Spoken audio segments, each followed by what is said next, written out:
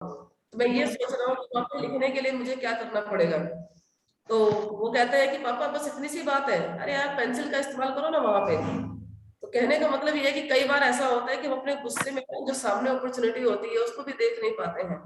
तो उस बच्चे ने 1 सेकंड के अंदर वो हल कर दिया कि पापा वहां पे पेन नहीं चलता है तो आप पेंसिल का इस्तेमाल कर सकते हो। तो चलिए ठीक है, अब हमारे बीच में जो है कि बुक रीडिंग की शुरुआत करते हैं। और आज हमारा 23rd लेसन है, सकारात्मक नजरिया कैसे विकसित करें। मुझे यकीन है कि जीत हासिल करने वालों के मन में भी टालमटोल करने की इच्छा जरूर पैदा हुई होगी, और उन्नति उससे अपने ऊपर कभी हावी नहीं होने देती। यानी जो जीतने वाले लोग होते हैं उनका भी मन करता है बहाना बनाने का, उनका भी मन करता है कि वो भी आराम कर लें, कंफर्ट जोन उनको भी अच्छा लगता है। लेकिन जब उनका एक टारगेट सेट हो जाता है, जब उनका माइंड सेट हो जाता है, और जब तक उनका टारगेट जो वो हासिल करना चाहते हैं तो वो हासिल नहीं होता है, वो कभी भी जो है कि आरामदायक जिंदगी या कभी भी बहाना बनाना ये इसके ऊपर अपने ऊपर हावी नहीं होने देते हैं। लोग जब कहते हैं कि मैं ये काम किसी और दिन करूंगा तो इस बात को तय मान लीजिए कि वे उस काम को कभी नहीं करेंगे। कल हमने सीखा था कि जो भी काम करना है वो हमें आज करना है, अभी करना है, क्योंकि कल कभी भी किसी का नहीं आता है। पास्ट से हमेशा हमें एक्सपीरियंस लेना, हमें अनुभव लेना है, अपनी गलतियों से सीखना है। प्रेजेंट को हमें बेहतर, फ्यूचर को अगर हमें बेहतर बनाना है तो आज हमें अपने प्रेजेंट को सुधारना पड़ेगा। प्रेजेंट में जो हमारी आदतें हैं, जो खराब आदतें हैं, और हम सभी को पता होता है कि हमारी आदतें अच्छी है कि खराब है, तो खराब आदतों को छोड़ने के लिए अच्छी संगत को अपनाना बहुत जरूरी है। तो कुछ लोग इस बात का इंतजार करते रहते हैं कि उनके घर से निकलने से पहले सारी लाल बत्तियां हरा सिग्नल देने लगे, पर ऐसा कभी नहीं होता है। वे शुरुआत करने से पहले ही नाकामयाब हो जाते हैं। यह दुखद स्थिति है। टालमटोल करना बंद करें। क्या हमें बहानेबाजी करने की आदत को इसी समय अलविदा नहीं कह देना चाहिए? तो ये बहुत सारे लोग इस तरीके से होते हैं। वो बिल्कुल सही उदाहरण है इसमें कि हम सोचे कि अगर सारी जो लाल बत्ती है वो सब ग्रीन हो जाए तब हम चलेंगे, तो ऐसा कभी होने वाला नहीं है।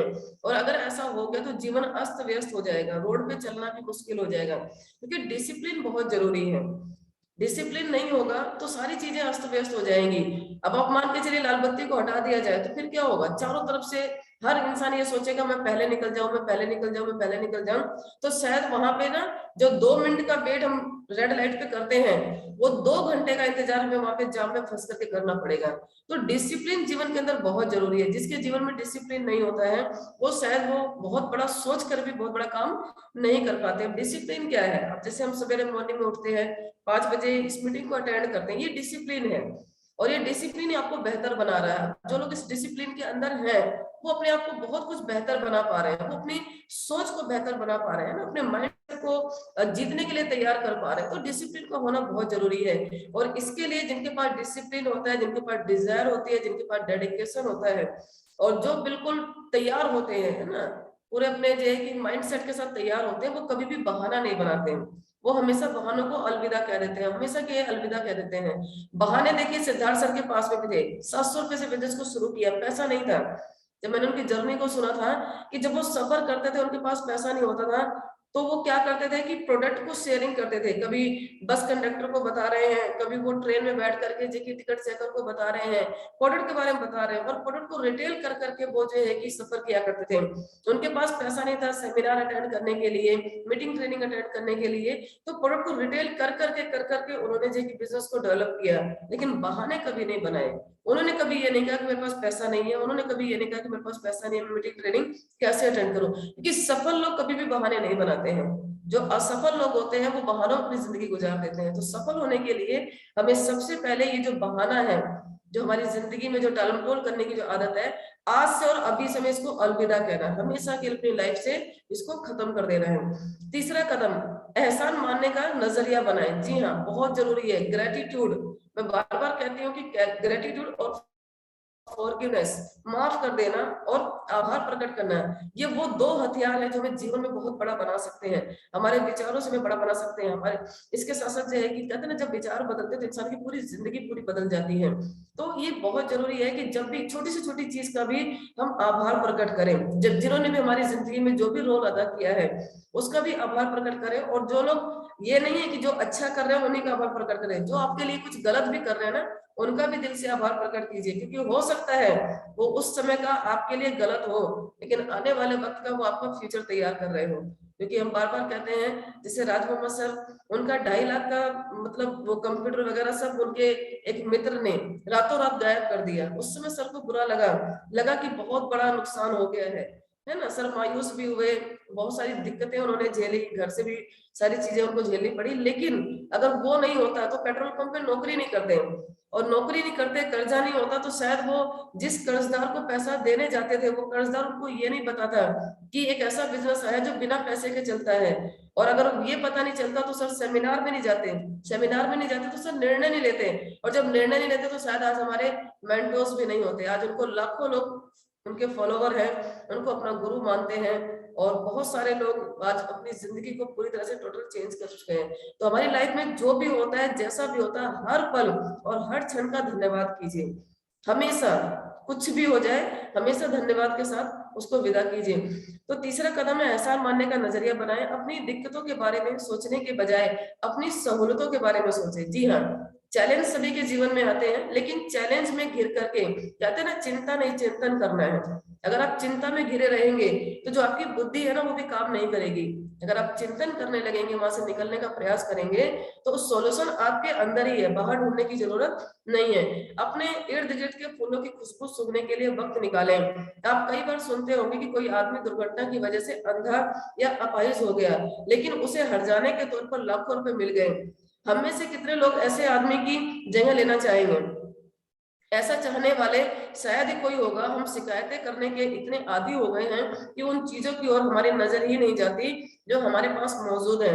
हमारे पास ऐसी बहुत सारी चीजें हैं जिनके लिए हमें शुक्रगुजार होना चाहिए। जी हाँ, जब हम एसएमसी में जाते हैं तो हमें वहां पे लिखवाया जाता है, सबसे पहले तो ये लिखवाया जाता है कि आप लिखिए कि आज आपका जीवन कैसा है। तो जब हम लिखते हैं तो सारी चीजों के बारे में, पैसे के बारे में, आपका जीवन कैसा है, आपके पास समय समय नहीं है उसके बारे में आप लिखिए, आपके पास साधन नहीं है उसके बारे में आप लिखिए, आपके सपने पूरे नहीं उसके बारे में लिखिए। तो जब वो लिखने के बाद में फिर हमसे ये लिखवाया जाता है कि अपनी लाइफ में क्या चाहते हो। तो फिर हम लिखते हैं कि हम अपनी लाइफ में क्या क्या चाहते हैं, और जब उसको फील भी करते हैं, है ना। बहुत सारे लोग जब लिखते हैं तो वो मतलब अपने अंदर इतना महसूस कर पाते हैं कि बहुत सारी चीजें, फिर उसके बाद हमें ये लिखवाया जाता है कि अब वो लिखिए जो बचपन से, मतलब जब से आपकी याददाश्त हुई है तब से लेकर अब तक आपके जीवन में कौन कौन से रोल किस किस व्यक्ति ने कहाँ कहाँ अदा किए। और जब हम उसको लिखते हैं और जब उसका ग्रेटिट्यूड यानी आभार प्रकट करना शुरू करते हैं, तो हमें ये देख करके बहुत हैरानी होती है कि ऐसा लगता है कि हम तो दुनिया के सबसे खुशकिस्मत इंसान हैं, और हम तो माला माल है, हमारे पास कमी तो कुछ भी है ही नहीं, सब कुछ हमारे पास ऊपर वाले ने दिया है। लेकिन होता क्या है कि जो हमारे आसपास में होता है हम उसको महसूस नहीं कर पाते, हम उसकी जो वैल्यू होती है उसको नहीं समझ पाते हैं। जो नहीं होता है उसको ढूंढते रहते हैं, और जो हमारे पास में है, जो हमारे लिए खास है, हम उसको कभी भी उसकी कदर नहीं करते हैं, उसको समझ भी नहीं पाते हैं। और इसीलिए कहा जाता है कि जो भी आपके पास है वो खास है, तो उसकी कदर करना बहुत जरूरी है। मैं जब कहता हूं कि अपनी दिक्कतों के बजाय सहूलियतों पर गौर करें, तो इसका मतलब यह नहीं है कि हमें आत्म संतुष्ट हो जाना चाहिए। एहसानमंद होने के नजरिए का मतलब आत्म संतुष्टि नहीं है। यदि मेरी बातों से आपको आत्म संतुष्ट हो जाने का संदेश मिला है, तो मैं अपनी इस बात को ना समझा पाने के लिए दोषी हूँ। आप दोषी हैं अपना मनपसंद मतलब निकालने के लिए। यानी इसके लिए ऐसा नहीं है कि हम किसी का आभार प्रकट करें तो हमें संतुष्ट हो जाना है। इसका मतलब ये है कि जो चीज हमारे पास में है तो उसका हम एहसान फील करते हैं, हम उसका आभार प्रकट करते हैं, तो इसका मतलब है कि अपने अंदर से हम अपने आप को और पवित्र बनाते हैं ना। क्योंकि ये वही लोग कर पाएंगे जिनका दिल बहुत बड़ा होगा, जो मतलब जो है कि कहते हैं ना कि जो अच्छी आदतों के शिकार होंगे, है ना। क्योंकि ये एक साधु संत ही कर सकते हैं कि एक छोटी से छोटी चीज का भी आभार प्रकट करना और माफ कर देना। जी हाँ, ये भी एक कला है। अब मान के चलिए किसी के साथ आपको कुछ बैर हो गया, तो कई बार होता है कि उसको हम जिंदगी भर के लिए उसको अपने ऊपर बोझ लाद लेते हैं, और हमेशा जब भी उससे मिलते हैं, उससे आमना सामना होता है, तो हमें उसकी अच्छाई नहीं दिखती, हमें उसकी वही बुराई दिखती है, और हम उसी के लिए उसको हमेशा के लिए अपने से दूर कर देते हैं। तो हमेशा ये फॉरगिवनेस बहुत जरूरी है। जब भी कुछ भी हो जाए, माफ करने की आदत डालिए, चाहे छोटा हो चाहे बड़ा हो, चाहे घर से हो चाहे बाहर से हो, माफ करने की आदत हमें डालना बहुत जरूरी है। तो इसका मतलब ये नहीं कि हमें संतुष्ट हो जाना है। लोग किसी बात का मनचाहा मतलब कैसे निकालते हैं, ये बताने के लिए मैं कहानी सुनाता हूँ। एक डॉक्टर को शराबियों के एक समूह को संबोधित करने के लिए मेहमान वक्ता के रूप में बुलाया गया। वह उनके सामने कोई ऐसा नमूना पेश करना चाहता था जिससे उन्हें ये एहसास हो सके कि शराब सेहत के लिए नुकसानदायक होती है। उसने 2 कांच के बर्तन लिए, एक में साफ पानी भरा और दूसरे में शराब भरी। उसने साफ पानी से एक केचुआ डाला, साफ पानी में एक केचुआ डाला, वह आसानी से तैरता हुआ पानी के ऊपर आ गया। फिर उसने एक केचुआ शराब में डाला और वह सबकी आंखों के आगे टुकड़े टुकड़े हो गया। वह ये साबित करना चाहते थे कि शरीर के अंदर शराब का ऐसा ही असर होता है। नमूना पेश करने के बाद उसने शराबियों के समूह से पूछा कि उन्हें इससे क्या सीख मिली। उसका सवाल सुनकर के पीछे बैठे एक शराबी ने जवाब दिया, इसका मतलब यह है कि शराब पीने से हमारे पेट में कीड़े नहीं होंगे। क्या ऐसे ही निकाला जाता है? इसका मतलब यह है कि शराब पीने से हमारे पेट में कीड़े नहीं होंगे। क्या उस कहानी का सही संदेश था? बिल्कुल नहीं। किसी बात का मनचाहा मतलब ऐसे ही निकाला जाता है। हम वह नहीं सुनते हैं जो हमें सुनाया जाता है, बल्कि वह सुनते जो हम सुनना चाहते हैं। जी हाँ, इस कहानी के माध्यम से क्या सीखा हमने कि अब 2 गिलास में, एक में पानी एक में शराब भरा गया, तो हर आदमी का देखने का नजरिया अलग अलग होता है। अब उसमें एक जो पानी था उसमें वो तैरता हुआ निकल करके चला गया, लेकिन जैसे ही वो दूसरे में डाला गया, शराब के अंदर डाला गया, तो वो जो केचुआ था वो उसके टुकड़े टुकड़े हो गए। शराबी ने क्या बताया कि इसका मतलब है कि जो हमारे पेट के कीड़े हैं वो मर जाएंगे। तो इसी तरीके से हर चीज को देखने का हमारा नजरिया होता है। हमें हमें मिली बहुत सारी नियमतें छुपी हुए खजाने की तरह हैं। हमें अपनी दिक्कतों के बारे में नहीं बल्कि अपनी नियमतों के बारे में सोचना चाहिए। चौथा कदम, लगातार ज्ञान हासिल करने का कार्यक्रम बनाइए। आइए पहले हम अपनी कुछ गलतियों को दूर करें। आमतौर पर माना जाता है कि हम स्कूल कॉलेजों में शिक्षा प्राप्त करते हैं। कई देशों में आयोजित की जाने वाली सेमिनारों में से अपने श्रोताओं से यह सवाल अक्सर पूछता हूँ कि क्या हम स्कूल कॉलेजों में वास्तव में शिक्षा हासिल करते हैं? इस बात पर आमतौर पर सहमति है कि वहाँ शिक्षा कुछ ही लोग हासिल कर पाते हैं और ज्यादातर लोग उससे वंचित रह जाते हैं। मेरी बात का गलत मतलब ना निकाले। हमें स्कूल कॉलेजों में ढेर सारी सूचनाएं हासिल होती हैं। शिक्षित होने के लिए सूचनाएं भी जरूरी हैं, लेकिन उसके साथ ही में शिक्षा का सही मायने भी समझना चाहिए। लेकिन आज की डेट में हमारी शिक्षा क्या है? सिर्फ एक किताबी कीड़ा बन करके एक तरह से रह गए हैं। और हमारी जो स्कूली शिक्षा या हमारा जो कॉलेज होता है वो एक ही चीज सिखाता है कि आप एक अच्छी नौकरी के लिए अपने आप को कैसे तैयार कर सकते हैं। यानी वो आपके माइंड को डेवलप नहीं कर पाता है। आपको जो आपके जहां से सपने पूरे हो सकते हैं या आप फाइनेंशियल कैसे अपने आप को डेवलप कर सकते हैं, वो चीजें वहां पे नहीं सिखाई जाती हैं। बौद्धिक शिक्षा हमारे दिमाग पर असर डालती है, जबकि नैतिक शिक्षा हमारे मन को प्रभावित करती है। यदि शिक्षा मन को ट्रेनिंग नहीं देती तो क्या वे खतरनाक हो सकती है? यदि शिक्षा मन को ट्रेनिंग नहीं देती तो क्या वह खतरनाक हो सकती है? अगर हम अपने दफ्तर, घर और समाज में लोगों के चरित्र का निर्माण करना चाहते हैं तो हमें उन्हें एक स्तर तक नैतिक शिक्षा देनी होगी। ईमानदारी, दया, साहस, दृढ़ता और जिम्मेदारी जैसे बुनियादी गुण विकसित करने वाली शिक्षा बेहद जरूरी है, क्योंकि ये हमारे हथियार हैं। और जब तक इंसान के पास ये सारी चीजें नहीं होंगी, वो बेशक कितना भी अमीर हो जाए, कितना भी बड़ा बन जाए, लेकिन उसके अंदर जो ये नैतिक गुण है अगर नहीं होंगे तो कहीं ना कहीं वो पैसे तो कमा लेंगे, लेकिन पैसे के साथ साथ जो इज्जत बनानी होती है, जो वैल्यू बनानी होती है, जो समाज में हमें अपना एक रोल क्रिएट करना पड़ता है, वो शायद हम नहीं कर पाएंगे। हमें ज्यादा अक्सर शिक्षा की जरूरत नहीं है, बल्कि चरित्र बनाने वाली शिक्षा की जरूरत है। और पहले के टाइम पे नैतिक शिक्षा की एक बुक हुआ करती थी जो 5वीं तक तो बच्चों को पढ़ाई जाती थी और प्राइवेट स्कूल में पढ़ाई जाती थी, सरकारी में वो भी नहीं थी। तो हमें आज की डेट में क्या नैतिक शिक्षा की जरूरत है, क्योंकि नैतिक मूल्य बहुत तेजी के साथ खत्म होते चले जा रहे हैं। नैतिक स्तर पर शिक्षित आदमी जिंदगी में उस आदमी की तुलना में ज्यादा कामयाबी और तरक्की हासिल कर सकता है जिसे ज्यादा अच्छी शिक्षा मिली हो, पर जिसके पास नैतिकता की पूंजी बिल्कुल भी ना हो। बहुत सारे लोगों को आप देखिए जिनके पास पैसे की कोई कमी नहीं है, लेकिन उनके पास का चरित्र नहीं है। किसी न किसी वजह से बहुत सारे कारण होते हैं, जैसे पैसे को लेकर के वो मतलब अलग अलग एक्टिविटी में नशा करने लगते हैं, या कई बार ऐसा होता है कि वो पैसा बेईमानी से भी कमा लेते हैं। तो बहुत सारे कारण ऐसे होते हैं जो अपने नैतिक मूल्य को वो खो बैठते हैं, यानी दौलत बनाने के चक्कर में वो अपने नैतिक मूल्य को खो बैठते हैं। नैतिक शिक्षा का उनको ज्ञान नहीं होता है। तो हमें ज्यादा अक्सर शिक्षा की जरूरत नहीं है, बल्कि चरित्र बनाने वाली शिक्षा की है। नैतिक शिक्षा पर शिक्षित आदमी जिंदगी में उस आदमी की तुलना में ज्यादा कामयाबी और तरक्की हासिल कर सकता है जिसे ज्यादा अच्छी शिक्षा मिली हो, पर जिनके पास नैतिकता की पूंजी बिल्कुल भी ना हो। अब नैतिकता विहीन शिक्षा, एजुकेशन विदाउट वैल्यूज, विश्वविद्यालय से युवक बहुत काबिल मगर पढ़े लिखे जाहिल बन करके निकल रहे हैं, क्योंकि हम युवाओं को नैतिकता का कोई आधार नहीं दे पा रहे हैं जिसकी उन्हें ज्यादा से ज्यादा जरूरत है या तलाश है। स्टीवन मुलर जिन्होंने कहा इसके बारे में, असली शिक्षा आदमी के दिल और दिमाग दोनों को ट्रेनिंग देती है। एक अनपढ़ चोर शायद मालगाड़ी से सामान ही चुराएगा, पर पढ़ा लिखा चोर तो रेल की पूरी पटरी को उड़ा ले जाएगा। हमें ग्रेड नहीं बल्कि ज्ञान और बुद्धिमत्ता हासिल करने के लिए होड़ लगानी चाहिए। तथ्यों को जानने से ज्ञान हासिल होता है और उनका सरलीकरण करने से समझदारी प्राप्त होती है। कोई आदमी अच्छा ग्रेड और ऊंची डिग्री हासिल करने के बावजूद अशिक्षित रह सकता है।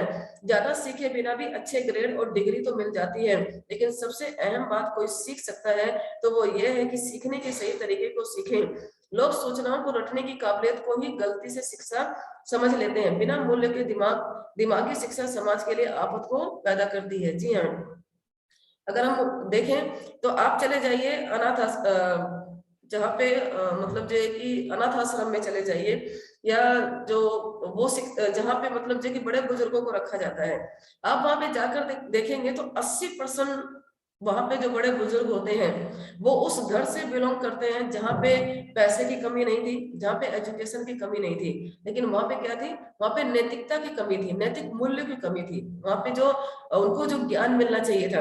अब आप देखिए कि बहुत सारे लोग ऐसे हैं जो बहुत गरीबी के दलदल में होते हैं, लेकिन उसके बावजूद भी वो अपने परिवार को एक साथ लेकर के चलते हैं, अपने माता पिता को चाहे अपने भाई बहन जो भी है सबको एक साथ लेकर के चलते हैं, हर तरीके से वो सबके लिए काम करते हैं। लेकिन जो अमीर लोग होते हैं, जैसे ही वो पढ़े लिख जाते हैं, उनको जॉब लग जाती है, वो बड़े बड़े शहरों में चले जाते हैं या विदेशों में शिफ्ट हो जाते हैं, तो वो क्या करते हैं, वो उन माता पिता को जिन्होंने हो सकता है कि उनको किस मतलब तकलीफ से, किस परेशानी से उनको पढ़ा करके लिखा करके उस काबिल बना दिया, वो उस माता पिता की सेवा करने की बजाय उनको आश्रम में डाल देते हैं। और वहां पे क्या कहते हैं आश्रम में कि हम आपको पैसा भिजवा देंगे, अब तुम्हारे माता पिता का ध्यान रखना।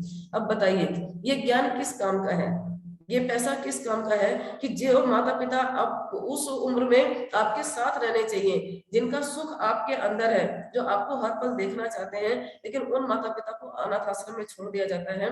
और उनकी सेवा तो होती है, लेकिन वो सेवा किस काम की है। तो कहने का मतलब ये है कि नैतिकता की कमी होती चली जा रही है, नैतिक मूल्यों की कमी होती चली जा रही है। हम अपनी जो मूलभूत आधार है हम उसको ही खत्म करते चले जा रहे हैं। पैसा जीवन में बहुत कमाएंगे, लेकिन उस पैसे का क्या करेंगे जब आपके अपने ही आपके साथ में नहीं रहेंगे, तो उस पैसे को भी आप कितने दिन एंजॉय कर पाएंगे। तो हमें ये समझना बहुत जरूरी है कि जीवन में, और जीवन के लिए पैसा बहुत जरूरी है, लेकिन इसका मतलब नहीं है कि पैसा आ जाने पर हम जीवन को ही खत्म कर दें।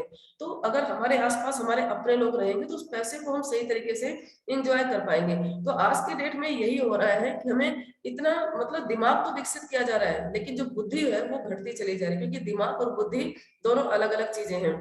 ज्ञान शक्ति नहीं है। हमें अक्सर बताया जाता है कि ज्ञान शक्ति है, लेकिन ये असलियत नहीं है। ज्ञान तो महज जानकारी का नाम है। ज्ञान से शक्ति बनने की क्षमता है, और यह तभी शक्ति बनता है जब इसका इस्तेमाल किया जाता है। जी हाँ, अब हम सीख रहे हैं, अब हम बैठ करके सीख रहे थे, हमारा यहाँ पे जो कि हमारा ज्ञान बढ़ रहा है, लेकिन ज्ञान बढ़ने का मतलब ये थोड़ी कि हमारी बुद्धि बढ़ रही है। इसके लिए क्या, हमें इन चीजों को अप्लाई करना पड़ेगा। तो जो हम सीखते हैं और सीख करके जब इसको अप्लाई करते हैं, तब जाके हमारी जो बुद्धि की क्षमता होती है, बुद्धि की शक्ति होती है, वो विकसित होती है, उसका वो बढ़ती है। एक इंसान पढ़ना नहीं जानता, दूसरा पढ़ना जानते भी पढ़ना नहीं पड़ता है। दोनों में क्या फर्क है? ब्रेन फ्रैंकलिन के मुताबिक कोई खास फर्क नहीं है। अब एक इंसान पढ़ा लिखा नहीं है, वो पढ़ना जानता ही नहीं है, लेकिन एक पढ़ा लिखा है फिर भी वो पढ़ता नहीं है।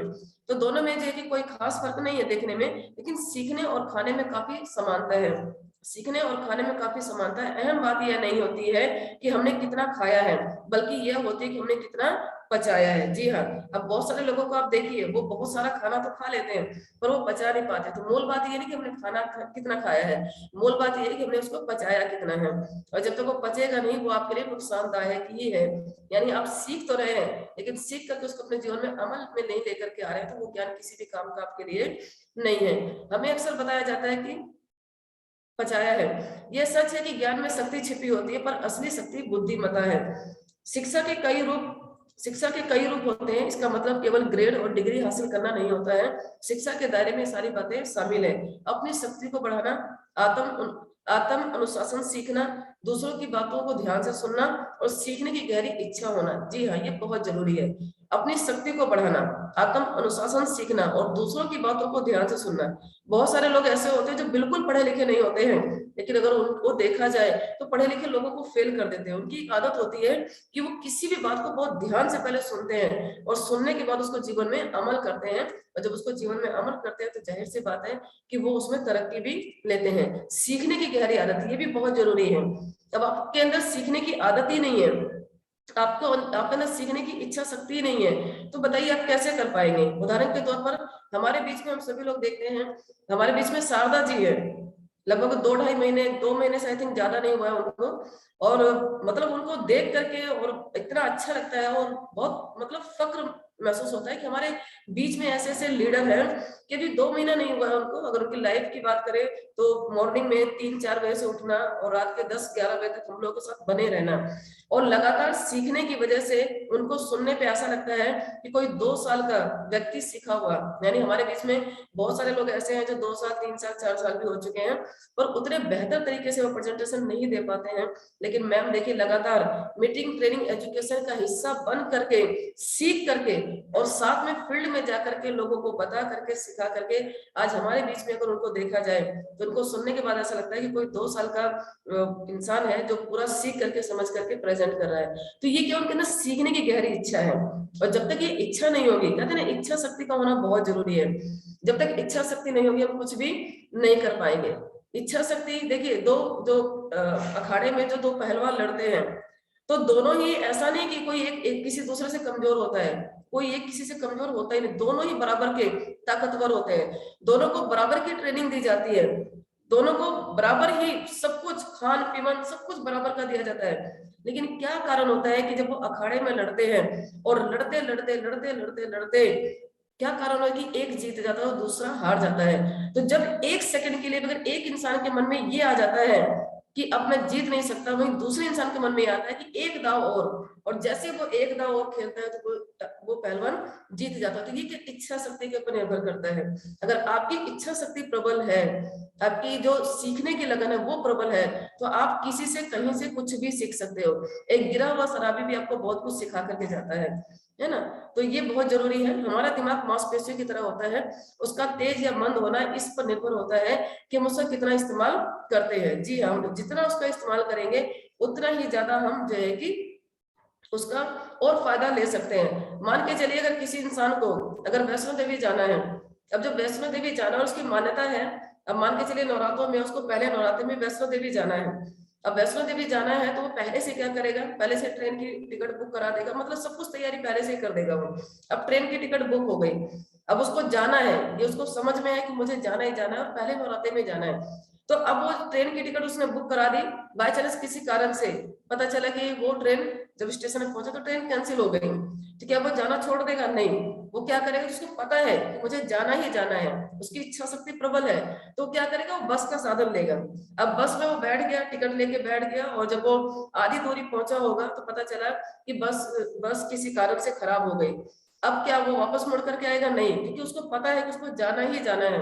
तो क्या करेगा फिर, वो आगे का साधन लेगा, वो किसी जैसे कि ओला को बुक करेगा, या हो सकता है कि कोई ना कोई साधन लेकर के, लेकिन वो वहां पे पहुंच कर ही रहेगा, क्योंकि उसकी इच्छा शक्ति प्रबल, उसको पता है कि उसको जाना कहाँ है। और इसीलिए बार बार कहा जाता है कि जब तक आपका कोई गोल नहीं होगा, जब तक आपका कोई लक्ष्य नहीं होगा, तब तक आप भ्रमित रहेंगे, आपको पता ही नहीं चलेगा जाना कहाँ है। इसलिए जिंदगी में लक्ष्य का होना बहुत जरूरी है। जिनके पास लक्ष्य होता है देखिए वो सफल होते हैं, और जिनके पास लक्ष्य, 95% लोगों के पास कोई गोल ही नहीं है, और इसी कारण से उनको ये पता नहीं चलता है कि वो दुनिया में आए किस लिए हैं। कहते हैं ना कि दुनिया में इंसान का 2 बार जन्म होता है, एक बार जब उसका कुदरती जन्म होता है, वो हमारे हाथ में नहीं है कहाँ किस अवस्था में हम कहाँ पे जन्म लेंगे, लेकिन उसको जब ये समझ में आ जाता है, जब ये पता चलता है कि मैं अपनी दुनिया में आया क्यों हूँ, मेरा मकसद क्या है, मेरा गोल क्या है, उस दिन से उसका एक नया जन्म होता है। और जिस दिन से उसको ये समझ में आता है, उस दिन से उसका जीवन सफलता की तरफ अग्रसर होता है, क्योंकि वो सफलता के लिए अपने आप को ट्रेन करता है ना, अपने आप को सिखाता है। तो ये बहुत जरूरी है। तो हमारा दिमाग मांसपेशियों की तरह होता है, उसका तेज या मंद होना इस पर निर्भर होता है कि हम उसका कितना इस्तेमाल करते हैं। अगर आप सोचते हैं कि ज्ञान पाना महंगा है तो अज्ञानी बन करके देखिए। किसने कहा? डेरेक वॉक ने, कि अगर आप सोचते हैं कि ज्ञान पाना महंगा है, दुनिया में देखिए सबसे सस्ती चीज जो होती है वो ज्ञान होती है, जो कभी भी कहीं से भी सीख सकते हो। लेकिन अक्सर क्या होता है, हम सोचते हैं कि हम स्कूल में गए, कॉलेज में गए, तभी हम ज्ञान ले सकते हैं।